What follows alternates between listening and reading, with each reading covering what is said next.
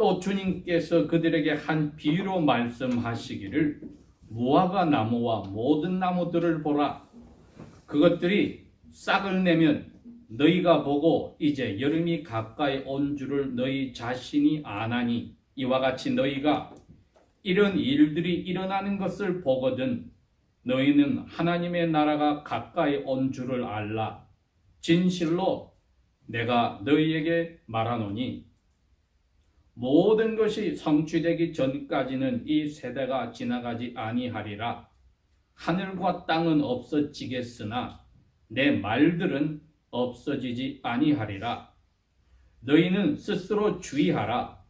그렇지 아니하면 너희 마음이 방탕함과 술 취함과 이 세상의 삶의 염려로 무겁게 되어 그날이 너희에게 갑자기 임하리라. 이는 그날이 온 지면에 거하는 모든 사람들을 위해 한 올무같이 올 것이기 때문이니라. 그러므로 너희는 장차 일어날 이 모든 일들을 피하고 인자 앞에 서기에 합당한 자들로 여김을 받기 위하여 항상 기도하며 깨어 있으라 하시니라. 아멘.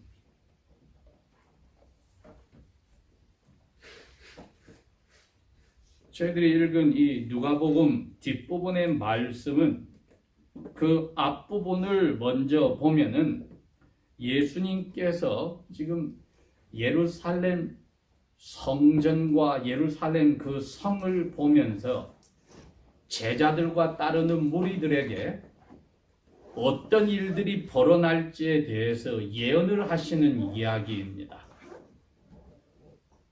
이 세상에 많은 나라들이 있고 사라지고 또 다른 나라들이 일어나고 사라지고 그 일을 반복해 왔는데 유대인들이 가지고 있는 이스라엘이라는 나라도 하나님께서 그 나라의 진정한 왕이 되셔서 그 나라를 없애기도 하고 다시 살리기도 하셔서 오늘날까지 이루고 있습니다.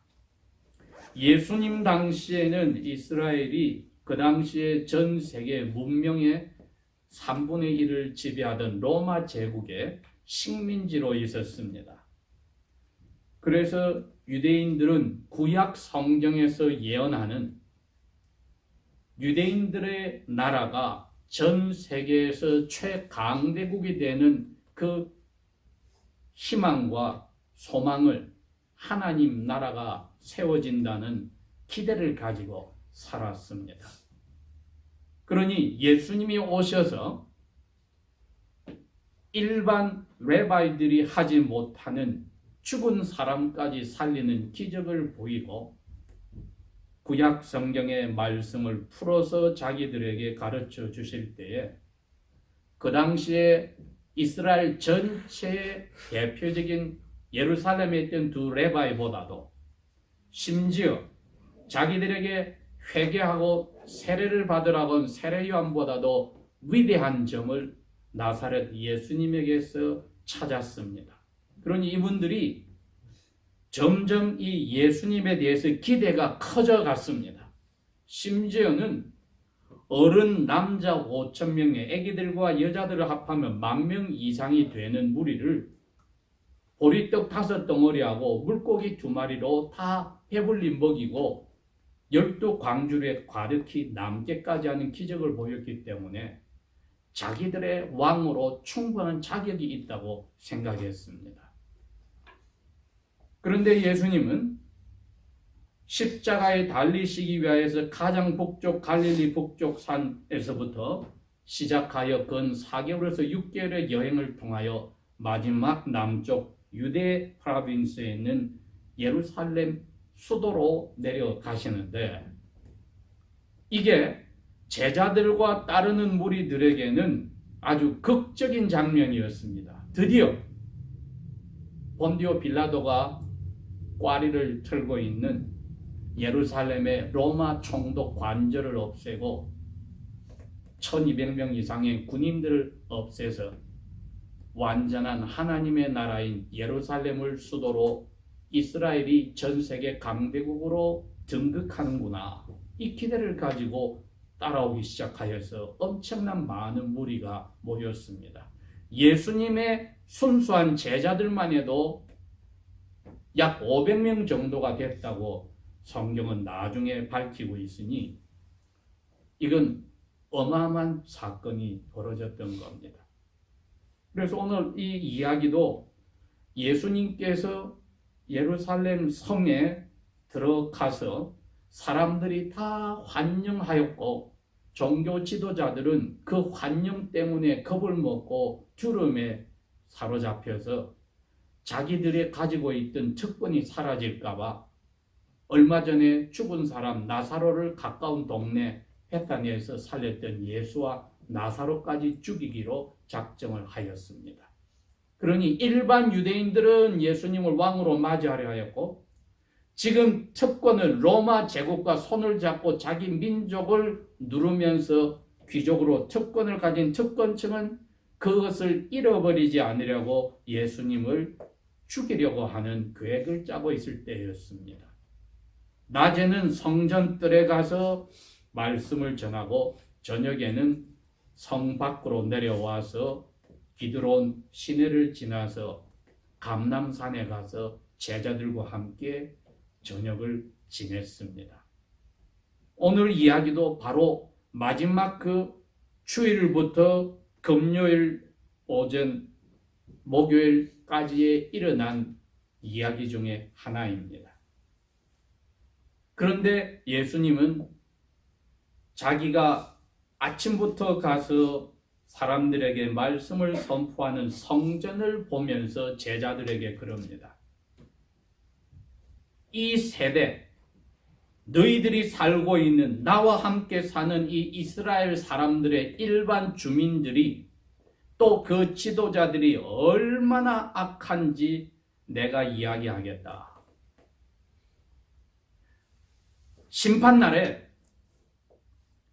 지금 북쪽 갈릴리 주에서부터 유대 주에까지 수많은 곳에 내가 자신과 제자들을 보내서 하나님 나라가 가까웠다고 이야기했을 때 사람들이 자기의 잘못을 회개하고 나를 하나님의 아들로 받아들이지 않는 어마어마한 죄들을 지었어.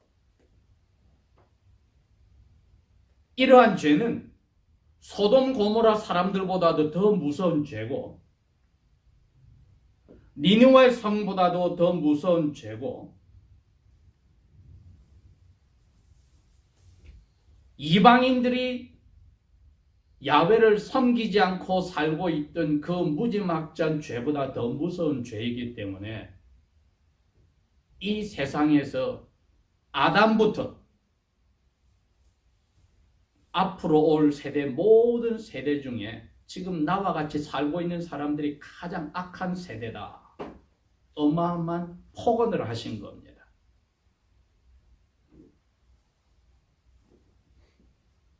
아니야 다를까?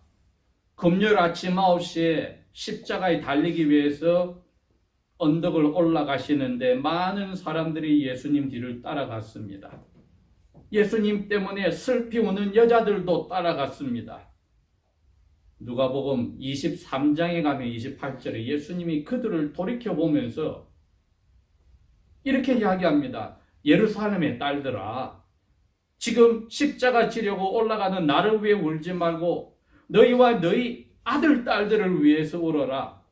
앞으로 사람들이 임신하지 못하고 아기를 낳아보지 못하고 젖을 먹여보지 못한 여자들이 오히려 복되도다라고 말할 때가 온다. 왜냐하면 내가 심판하러 올 때 사람들이 높은 산을 향해 우리 위에 무너져라 할 것이며 낮은 산을 향해 우리를 덮어라 할 것이다. 예수님 자신이 얼마나 이 세대가 악한 세대였으면 이처럼 이야기를 하셨겠습니까? 노골적으로 이렇게 이야기합니다. 예루살렘 너가 나를 믿었더라면 평화가 무엇인지를 알 수 있었을 텐데 나를 죽이려고 하였으니 이 비밀이 너희들에게는 숨겨져 있구나. 이제 곧 너희 원수들이 너를 향해서 뚝을 쌓아가지고 사방으로 너를 포위하여 너와 너 자녀들을 완전히 멸망시키고 돌 하나도 그대로 남겨두지 않을 때가 올 것이니 이것은 하나님이 너에게 찾아온 때를 나 예수를 통해서 봤는데 너희들이 알지 못하였기 때문이다. 이처럼 예수님께서는 철저하게 예수님 당시의 사람들이 바로 이 21장 앞에 19장에서부터 얼마나 자기 자신들의 그 생각에 가득 차서 하나님이 예언하여 왔던 근 1000년 이상 동안 예언하여 왔던 하나님의 아들을 보내셨는데도 눈이 멀어서 예수님을 거절하고 그 예수님을 보내신 하나님 아버지를 거절하는 죄를 지었던 겁니다. 그러니 예수님이 이처럼 철저하게 예루살렘에 들어갈 때부터 울기 시작한 겁니다. 야, 내가 이 사람들을 곧 심판하러 내가 올 텐데 이제는 때가 늦었구나. 너희들은 이제 회개할 시간을 놓쳤구나. 그렇게 탄식하며 저주를 선언하였습니다. 그러니 오늘 누가복음 21장은 이제 그 저주가 오는 날에 대해서 이야기를 하고 계십니다. 그 이야기를 듣는 500명 가량의 예수님의 제자들은 이 말씀을 조만간에 귀를 기울일 때가 올 겁니다. 왜? 나중에 아니나 다를까 예수님이 AD 약 30년에 돌아가셨거든요. 40년 후에 AD 70년에 이스라엘의 3300년의 역사 가운데 이처럼 지독하게 고통을 받는 심판의 때는 없었습니다. 그게 AD 70년입니다. 성경이 AD 70년에 어떤 일이 벌어질지를 예수님 자신이 죽고 부활하고 하늘로 가서 왕으로서 자기 백성의 이 세대를 먼저 벌내리러 AD 70년에 오시는 것을 지금 설명을 하신 겁니다. 그러면서 제자들에게 이야기를 합니다. 얘들아, 무화과 나무하고 많은 나무들이 봄에 잎을 내기 시작하다가 그게 점점 이파리가 커져 나가면 여름이 가깝지. 여름이 오기 전에 너희들이 준비를 해야 돼. 여름이 오면 늦었어. 그건 내가 오는 심판날이야. 얘들아, 정신 차려. 하고 제자들에게 앞으로 40년 후에 올 일을 이야기를 해주십니다. 그 외에 이스라엘의 근 200만 년 된 사람 아무도 귀를 기울이지 않았습니다. 왜? 자기 나라가 슈퍼 강대국 되는 것만 꿈꾸었지 회개하여 나사렛 예수님을 하나님의 아들로 인정하고 받아들일 생각은 없었습니다. 자, 그런데 그 심판하러 오실 때 직전에 어떤 일들이 일어나는가 했더니 많은 나라들 가운데서 전쟁들이 일어나고 가뭄이 있어서 흉년이 들고 지진들이 일어나고 하늘에서 이상한 징조들이 보이기 시작할 것이다.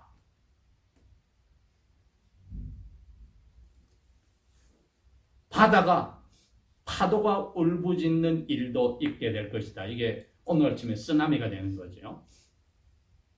AD 50년에서 AD 70년 사이 약 20년 동안에 로다 제국 전체 전 세계 인구의 3분의 1이 모여있던 북아프리카부터 지중해 연안의 모든 나라에 흉년이 2번이나 들었습니다. 15년 사이에. AD 50년에서 AD 70년 사이에 역사적으로 크게 기록된 지진이 8번의 화산이 8번 폭발했습니다. 이런 일들이 생기기 시작하고 로마 군대가 드디어 예수님이 말한 대로 예루살렘 성 근처로 둑을 쌓으려고 진격할 때에 예수님의 말씀을 기억했던 사람들은 밭에서 일하다가 집으로 들어가지 말고 지붕에 있던 사람들은 방에 무엇을 가지러 가지 말고 다 도망가서 유대주의 산 쪽에 있는 펠라로 도망을 가라고 했습니다. 결국은 예수님께서 하신 이 말씀을 기억했던 사람들은 AD 70년이 되어서 로마 군대가 진격에 들어올 때에 다 산으로 도망을 하여서 펠라에 숨었던 하나님의 자녀들은 예수님의 보호를 받았습니다. 이건 역사적인 사실입니다. 왜 이게 중요하냐 했더니 예수님께서는 두 가지를 지금 이야기하시기 때문입니다. 하나는 에덴 동산이 만들어져서 첫 번 전 세계를 물청소한 것이 1000년 후에 노아 홍수 때였습니다. 노아 홍수 후에 예수님 때까지 그 4000년 동안의 역사 속에서 가장 혹독한 인종 나라 청소가 AD 70년 하나님이 가장 아끼고 사랑하던 유대인이 만든 이스라엘 나라입니다. 이건 뭐를 이야기합니까? 노아의 심판도 AD 70년 이스라엘 유대인의 심판도 이 세상 마지막 불로 하는 심판의 타입으로 보여준 겁니다. 그렇게 하고 지금까지 1989년이란 세월이 지금 흘러왔습니다. 이제 우리에게 남은 것은 마치 AD 70년에 예수님의 예언하였던 징조에 따라서 관심을 가졌던 제자들은 예루살렘에 있던 하나님의 자녀들은 성 밖을 빠져서 펠라로 가서 생명을 유지한 사람들이 유일했습니다. 12사도 중에는 사도 요한만이 살아남아 있었습니다. 나머지들은 다 사도 바울까지 순교를 하였습니다. 그러니 사도 요한이 이것을 역사적으로 기억하는 유일한 예수님의 제자입니다. 그 12사도 중에 사도 요한은 이 사실을 알기 때문에 앞날 이제 마지막으로 노아 홍수나 AD 70년에 예루살렘이 망하고 성전이 사라지는 불타 없어지는 이 사건이 마지막 예수님이 천사장의 트럼펫 소리와 함께 하늘에서 올라가던 모습인 구름을 타고 오시는 그것을 환상으로 보고 그 당시에 하나님의 자녀들과 후세 우리들을 위해서 남겨놓은 것이 성경 맨 마지막 책인 요한계시록입니다. 그러면 오늘 저희들이 왜 이것을 저희들의 마음속에 새겨야 할까? 사도 바울이 이렇게 이야기를 했습니다. 로마서 14장에 가면은 10절과 12절에 우리는 어느 순간에 다 하나님의 심판대 앞에 설 것이다. 주께서 말씀하시기를 내가 살아있으니 모든 사람이 내 앞에 무릎을 꿇을 때가 오면 모든 사람이 내 앞에서 고백을 할 때가 오는데 그때 우리는 한 사람 한 사람마다 자기가 살아온 동안에 한 모든 일을 하나하나 다 하나님 앞에 고백해야 할 것이다. 고린도 교회 고린도후서 5장 10절에도 이런 말씀을 했습니다. 우리는 모두 그리스도 예수님의 심판대 앞에 설 날이 있어 그때 심판을 받아야 할 것이니 모든 사람 한 사람은 자기가 살아있을 동안 자기가 한 일에 따라서 선한 일을 한 사람은 상을 받고 악한 일을 한 사람은 벌을 받게 될 것이다. 아니나 다를까 사도 요한이 계시록 20장 12절에 정확하게 그 날을 보았습니다. 나는 죽은 사람들이 모두 하나님 아들 예수님의 보좌 앞에 서 있고 책들이 펴져 있는 것을 보았는데 거기에 또 다른 책 한 권이 있어서 그것은 생명책이었느니라. 죽은 사람들은 그 책들에 기록된 자기들의 살았을 때 한 일들에 따라 예수님께 심판을 받았느니라. 바로 이 심판하실 분이 예수님이시기 때문에 노아 시대처럼 내가 올 때 사람들이 노아가 하나님의 말씀에 따라 만든 그 배 방주 속에 들어가는 날까지 먹고 마시고 시집가고 장가가고 물건을 사고 팔고 밭을 사고 팔고 장사를 하였느니라. AD 70년에 예수님이 하늘에서 내려와서 예루살렘 성을 완전히 성전 자체를 돌 하나도 남지 않도록 없애버리는 그 일을 심판을 로마 군대를 통하여 하실 때에도 노아 시대 홍수처럼 경고를 주었다는 겁니다. 노아 시대에는 120년 동안 배를 만들 때 믿지 않는 사람들에게 경고를 주었고 뱃속에 들어가서도 7일 동안 비가 오지 않고 사람들에게 프로베이션 피어리드를 주어서 경고를 주었고 AD 70년에 예루살렘이 망할 때도 그러한 자연의 징조를 통하여 근 20년 동안 경고를 주었습니다. 2004년 12월 26일 크리스마스 그 다음 날 인도네시아 아체 섬에서 해저에서 화산이 폭발하고 9.1도였습니다. 리터 스케일로. 수마트라까지 쓰나미가 겹쳐서 그 후에 죽은 사람이 23만 명이었습니다. 유럽의 수많은 사람들이 겨울에 관광을 왔다가 휴양 왔다가 죽은 사람이 허다했습니다. 그로부터 7년, 2011년 3월 11일에 일본 센다이 바다 밑에서 다시 화산이 폭발해서 그때는 9도였습니다. 리터 스케일로. 2,500명 이상이 아직까지 찾지를 못하고 15,894명이 죽었습니다. 저희들이 역사적으로 기록된 엄청난 화산 폭발과 쓰나미의 기록은 20세기, 21세기에 들어와서 이거보다 큰 것이 없었다고 기록이 되어 있습니다.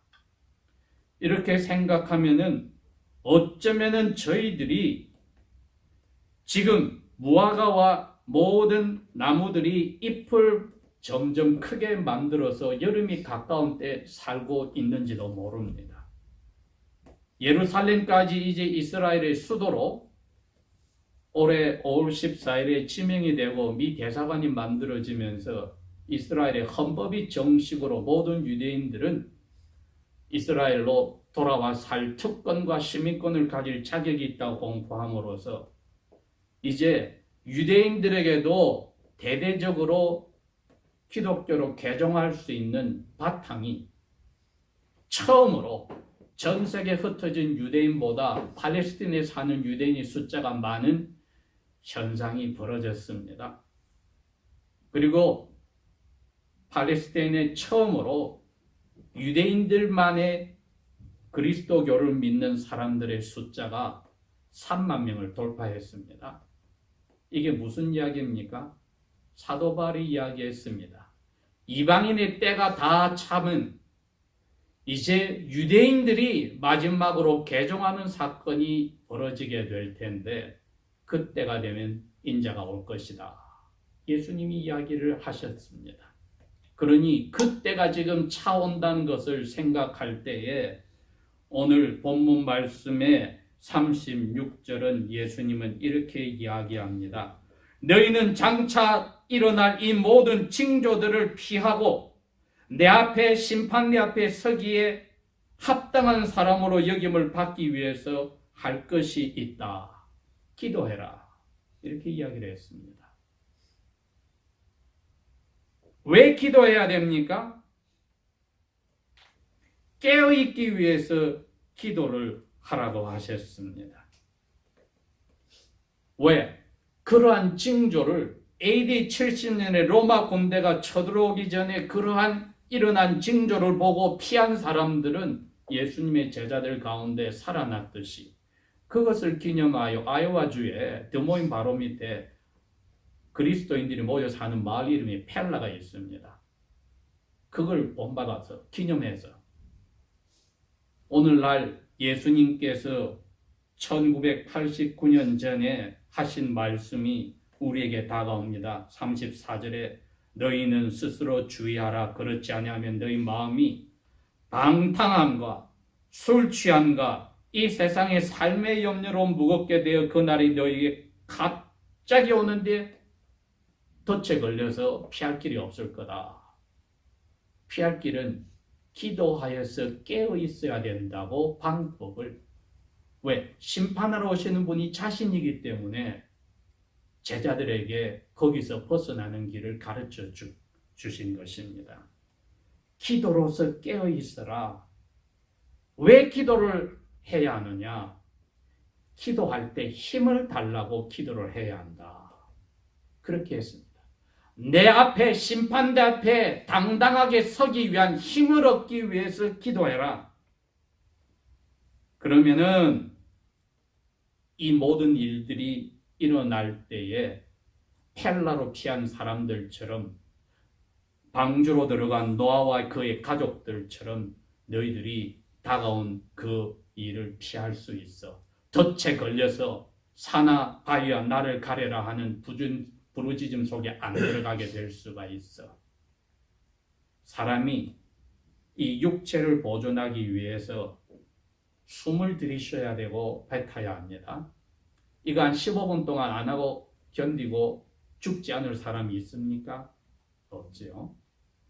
그 다음에 고체 밥이든지 무엇을 먹어야 하고 물을 마셔야 합니다. 이것은 뭐 어떤 사람은 40일 동안 먹고 마시지 않고도 견딘다고 합니다. 그 다음에 잠을 자야 할 겁니다. 그런데 우리 영혼은 더 중요하게 성경이 말씀하시기를 영혼이 숨을 쉬고 들이마시는 것이 기도라고 표현을 했습니다. 그러니 기도를 함으로써 그날이 올 것을 알아채고 피할 지혜가 생기고 예수님이 갑자기 나타났을 때에 숨고 떨지 않고 당당히 예수님 앞에 내가 이런 삶을 살았습니다 하고 고백할 수 있는 힘을 달라고 기도를 하라. 왜? 그날은 나 하나님의 아들도 나와 같이 올 천사들도 언제 올지 그 시간도 몰라. 아버지만 알고 있으니 그 징조만 내가 너희들에게 이야기해 주니까 기억해. 사도 요한을 빼고는 모든 제자들은 다 AD 70년 전에 순교하고 죽었지만 사도 요한은 그것을 끝까지 남아서 보았습니다. 그리고 요한계시록을 환상으로 적었습니다. 이제 우리에게 적용되는 것도 이겁니다. 우리가 노아 홍수의 심판도 보았고 AD 70년에 이스라엘이 가장 비극적인 심판을 예수님이 하신 것을 보았다면 마지막으로 오는 심판을 준비할 수 있는 아름다운 주님이 주신 이 방법이 기도입니다. 이것이야말로 사도 요한이 반모섬에 주님을 믿기 때문에 유배를 당하여 주일날 하였던 모습이었고 그래서 그날을 준비하는 환상을 보았고 오늘도 우리가 그 준비를 한다면은 무엇을 하든지 어떤 자리에 있든지 우리가 주신 자리에서 하나님의 뜻에 따라 최선을 다한다면 그것이야말로 기도하면서 최선을 다하는 주님께서 말씀하신 그날이 너에게 갑자기 임하리라. 그날은 온 세상에 사는 모든 사람들 위해 덫처럼 갑자기 올 것이니라. 이 말씀 속에 저희들이 두려움 없이 설 날이 올 것입니다. 기도하겠습니다. 아버지 하나님, 참으로 두 번의 역사를 통하여 주님께서 오늘 교훈을 주시며 자신은 2, 3일 후에 십자가에 달려 돌아가심에도 불구하고 심판주로서 사랑하는 제자들과 심지어 오늘날 저희들을 위하여서 사랑의 경고를 주신 것을 감사를 드립니다.